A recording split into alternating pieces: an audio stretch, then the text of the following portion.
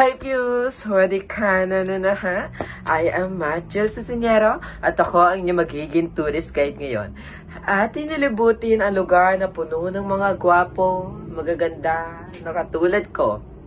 I know, para hindi ka nag-iisap. At inilibutin ang Nueva Ecija kung saan sila ay binansagan bilang Rice Granary of the Philippines. Ako, bilang tourist guide ninyo, ay sisiguraduhin kong mahahatid ko kayo sa puso ng Nueva Ecija. Dito ay makikita ninyo ang ganda ng mga tanawin, ang kasaysayan at ang init ng mga tao dito.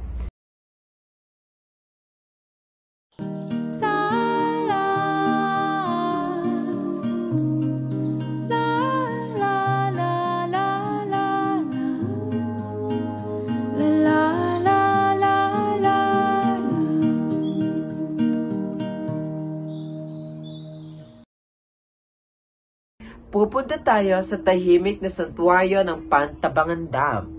Isang patunay na talino ng tao at isang mahalagang pinagkukunan ng patubig para sa probinsya. Isipin nyo na lang na nakatayo kayo sa gilid ng dam, nakatingin sa malawak na reservoir. Ang ibabaw nito ay kumikinang na parang salamin na sumasalamin sa asul na langit. Ang dam, isang himala ng engineering, ay nakatayo bilang simbolo ng pag-unlad. Ang presensya nito ay isang patuloy na paalala ng katatagan ng determinasyon ng probinsya. Susunod, papasok tayo sa puso ni Crush. Minalungaw National Park pala. Isang paraiso ng kalikasan at kasaysayan. Ang sentro ng parke ay ang Minalungaw River. Ang malinaw na tubig nito ay dumadaloy na dumalaloy sa puso ng ating mga hindi! Ang sentro ng parke ay ang Minalungaw River. Ang malinaw na tubig nito ay dumadaloy sa pagitan ng mga matataas na bangin at limestone.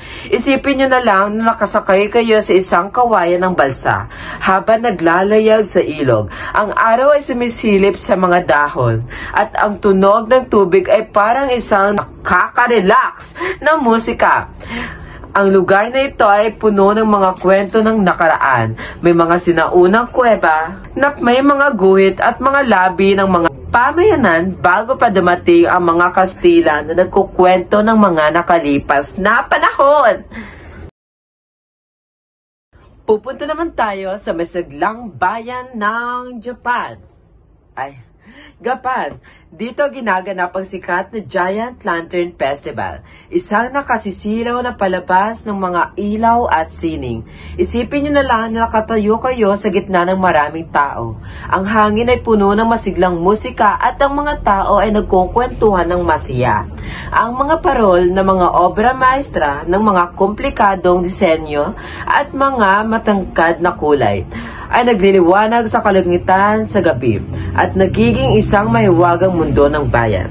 Ang bawat parol na maingat na ginawa ng mga bihasang artesano ay nagkukwento, isang patunay na talino at pagkamalikhain ng mga tao sa Japan, Nueva Ecija. Nagugutom na ba kayo?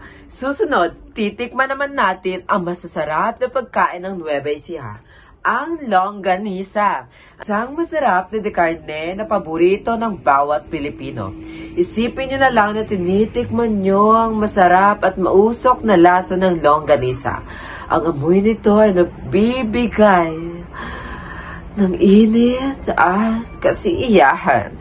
Ang paboritong pagkain nito, isang patunay na yaman ng agrikultura ng probinsya, ay isang simponya ng mga lasa.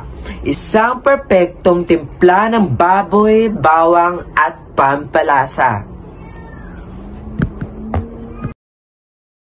And lastly ay ang PhilRice or Philippine Rice Research Institute. PhilRice sa Muñoz ay isang kaakit-akit na destinasyon para sa mga interesado sa agrikultura at tagham ng bigas. Bilang pangunahing institusyon para sa pananaliksik at pag-unlad ng bigas sa Pilipinas, ang PhilRice ay may mahalagang papel sa pagtitiyak ng seguridad sa pagkain ng bansa. Maaaring maglibot ng mga bisita sa luntiang mga palayan, matututunan ang mga makabagong pamamaraan ng pagsasaka at tuklasin ang PhilRice Museum na nagpapakita ng kasaysayan at ebolusyon ng industriya ng bigas. Habang nagtatapos ang ating virtual tour, nagpapaalam na tayo sa nakakaakit na probinsya ng Nueva Ecija. Umalis tayo na puno ng mga alaala na kagandahan ng kalikasan, ang mayamang kasaysayan at ang mainit na pagtanggap ng mga tao dito. Tandaan, ito ay isang sulyap lang sa masiglang tapestry ng Nueva Ecija. Marami iba pang mga kayamanan ang naghihintay na matuklasan, mga kwento na naghihintay na masabi.